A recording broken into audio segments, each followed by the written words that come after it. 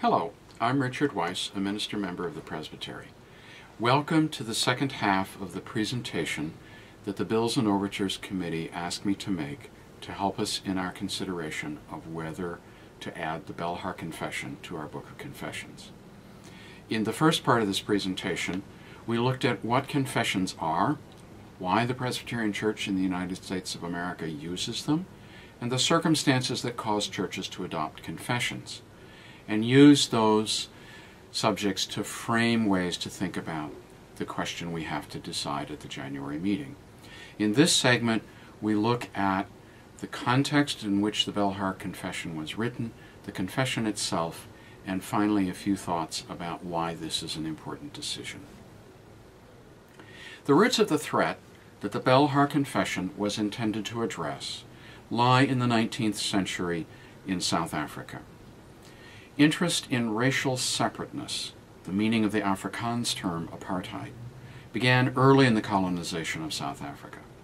By the early 19th century, this came to expression in the Dutch Reformed Church as a desire for separate facilities for whites and for black converts. In 1829, the Church's synod refused this request on the grounds that such segregation was forbidden by a proper understanding of the theology of the Lord's Supper. No distinction was to be made among the baptized. All were welcome at the Lord's table. By 1857, the Church had reversed itself, and, making allowance for the weakness of others, permitted division in the Church along racial lines. Soon what started as permission became legally enforced policy. The Dutch Reformed Church became a whites-only institution, and the Dutch Reformed Mission Church was created for non-white members. With the institution of the legal, governmentally enforced structures of apartheid in 1948, the Dutch Reformed Mission Church was split into 3 churches corresponding to the categories of Grand Apartheid. So the nature of the church was thoroughly determined in the first instance by the racial principles of the apartheid system. Moreover, the church developed a theological justification for this racial segregation. It went so far as to argue that the Bible taught that this was God's will for life together in the church and in society. The framers of the Belhar Confession saw this situation not only as a grave social injustice, but as a grave theological distortion. Thus, the confession was written within the Dutch Reformed Mission Church in 1982 and was formally adopted in 1986. In reflecting on this history, we can actually sharpen one of the questions I posed in the first segment about what it means to adopt the Belhar Confession ourselves, and ask whether there exist in American society in our time conditions comparable to the racial segregation and discrimination in the situation for which the Belhar was written. When we turn to the Belhar Confession itself, we see that, although the confession is numbered in 5 sections, and as you'll see in the booklet from the Office of General Assembly, the confession is really structured in 3 sections. The one labeled 11.1 contains a brief opening Trinitarian affirmation. The sections labeled 11.2 to 4 contain a reaffirmation of belief in one holy universal Christian church and in the communion of saints. This is followed by 3 lengthy 2-part expositions of these 2 core affirmations of the ancient church. The section numbered 11.5 is the 3rd part. It's a brief concluding affirmation that Jesus is sole head of the church, and thus the church is called to affirm all these things, even if this means disobedience to civil authority. So the core of the confession is this long section, numbered 11.2 through 11.4. When we turn to it, we see that it begins with a basic statement. We believe in one holy, universal Christian church, the communion of saints called from the entire human family. Do you hear the echoes there? One holy universal Christian church echoes the affirmation in the Nicene Creed of one holy Catholic, that is universal, and apostolic church. And the affirmation of the communion of saints comes right out of the Apostles' Creed.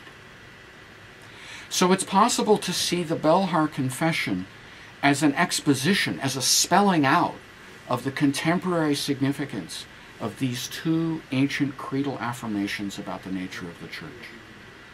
The confession begins this process of exposition by adding in that first sentence the biblically grounded phrase, quote, called from the entire human family, close quote.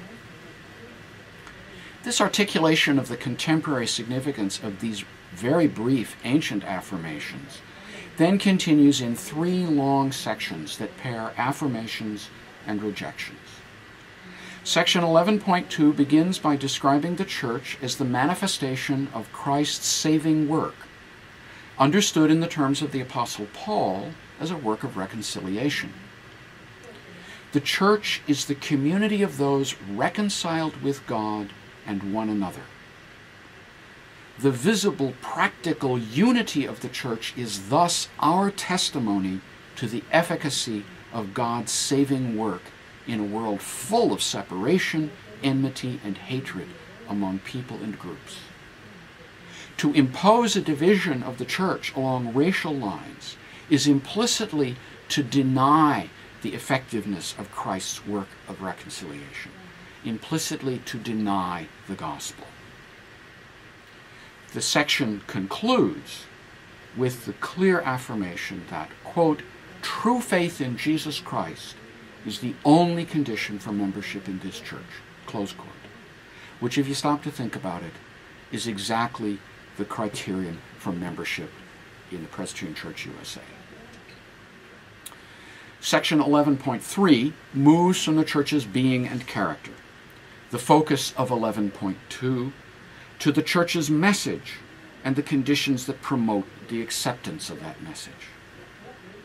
It begins from the foundational conviction, derived again from the message of Paul, that God has entrusted the church with the message of reconciliation, and that this message and the Spirit's empowerment of humans with the capacity to live into this message open up new opportunities for fragmented and fractured human societies.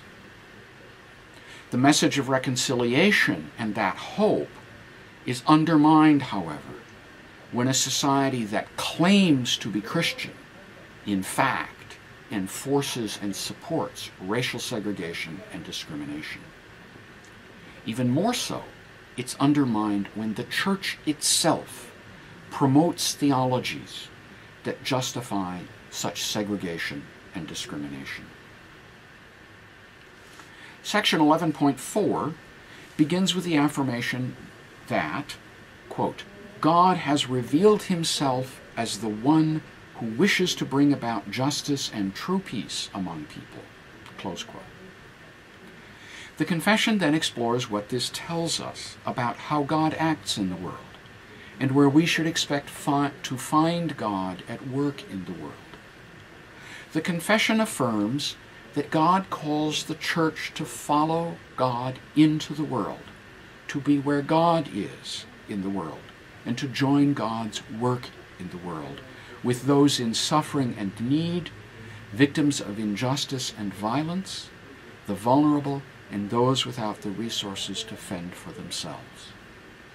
Doctrines that obscure this clear call and obligation of the church are to be resisted as a diminishment of the truth of the gospel.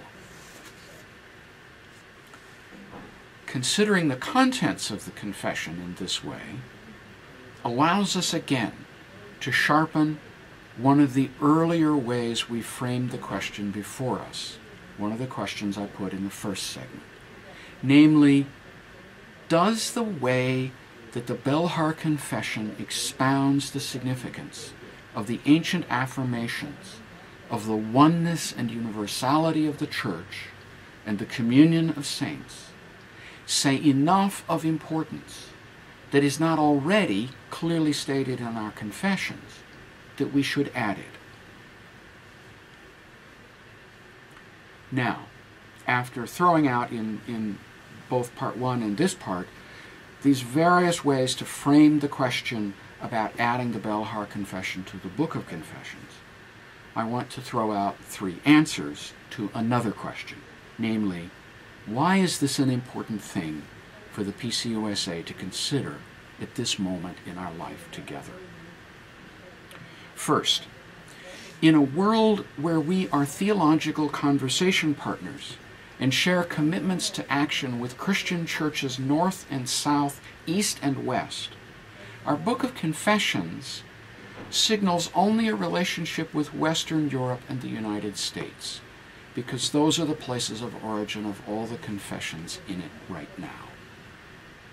Perhaps we should consider that it's time to make this connection with the global church, the connection we live, more explicit in our confessions of faith by adding the Belhar to our Book of Confessions, because the Belhar comes from the global south. Second, if we look at the church in the United States, I think we have to admit that the church, meaning our denomination as a whole, as well as Christianity in the U.S., is still divided in many ways by differences of race, class, and culture. In the 1960s, we discovered that Sunday morning worship time was the most segregated hour of the week. That appears still to be true.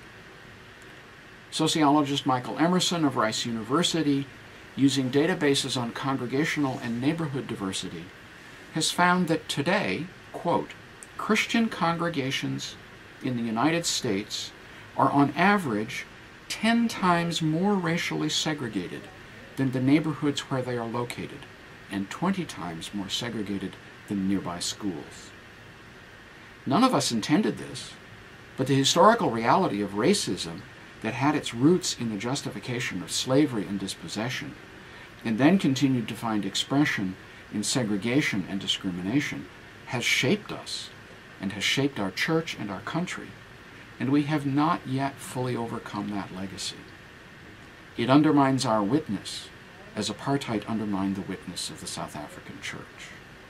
So perhaps we should consider that there are similar circumstances in our church and our society that pose as much threat to the integrity of our witness to the gospel as those for which the Belhar was written. Finally, I would propose that a careful reading of the Book of Confessions suggests that none of our current confessions expounds the meaning of the one holy universal church and the communion of saints with the particular clarity, relevance, and emphases of the Belhar. So perhaps we should also consider that, on the subject of what it means practically and concretely to live as the body of Christ in a divided world, the Belhar Confession adds something distinctive and focused to our collective witness to ourselves and the world, as this is expressed in our Book of Confessions. So I suggest that the decision before us as a presbytery is one to be taken with the utmost seriousness, and the conversation and deliberation in which we will engage as a presbytery is worth all the time and serious thought we can lavish upon it. The people who wrote the Belhar were serious people of faith and thoughtful theologians. We owe it to them and to ourselves to consider their work with the same care and thoughtfulness. Thank you for listening.